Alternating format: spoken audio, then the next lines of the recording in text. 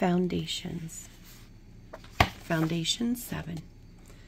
Walk wisely, that Christ might be visible. Day 2.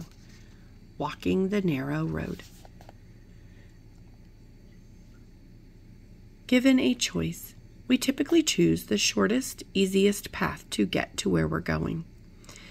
We consider traffic, time of day, and construction along the routes we take.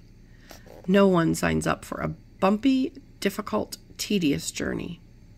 But as Christ followers, the Bible tells us that walking with Jesus is challenging in the world in which we live.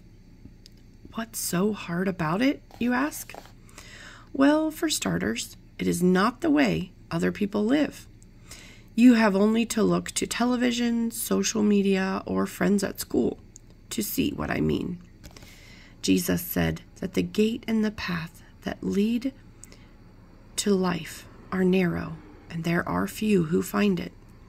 Most people want to take the easy way, but Jesus tells us that the easy way leads to destruction. Jesus often elaborated on the difficulties of walking with him. When a rich young ruler came asking how to be saved, Jesus told him to sell everything he had. Mark chapter 10. Jesus instructed him this way, not because all of us need to sell everything to please God, but because he clearly identified what was in the young man's heart. The rich young ruler was in love with his stuff. He left Jesus sad because he didn't want to choose Jesus over his love for his wealth. Jesus went on to tell his disciples, much to their amazement, that it is easier for a camel to go through the eye of a needle, a very tight space, than for a rich man to enter God's kingdom. Yikes!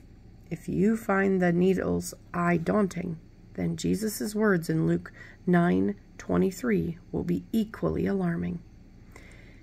If anyone would come after me, let him deny himself and take up his cross daily and follow me.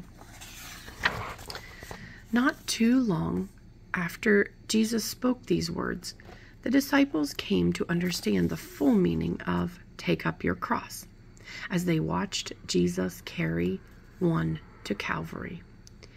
Jesus meant that to walk with him, you must choose him instead of your self-centered ways of happiness and achievement. Narrow gates and roads, carrying crosses, and daily dying to self. It sounds like a lot to lose. But consider Jesus' questions in Luke chapter 9, verse 25.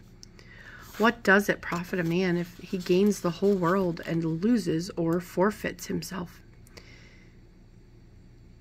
If we seek to save our life, Jesus warns, we will lose it.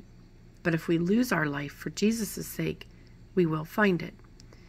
Jesus calls us to give up our own plans and desires so that we can discover his way to life. Walking with Jesus isn't simply walking away from what you think will bring you happiness. It's walking toward what he promises will bring you joy. To dwell on. Walking with Jesus on the narrow road is better than finding your own way on the wide road of destruction. To discuss. Describe what the wide road looks like among your peers and friends. Share a time when choosing to walk with Jesus on a narrow road brought freedom and joy. To memorize. Enter by the narrow gate, for the gate is wide and the way is easy that leads to destruction, and those who enter by it are many. For the gate is narrow and the way is hard that leads to life, and those who find it are few.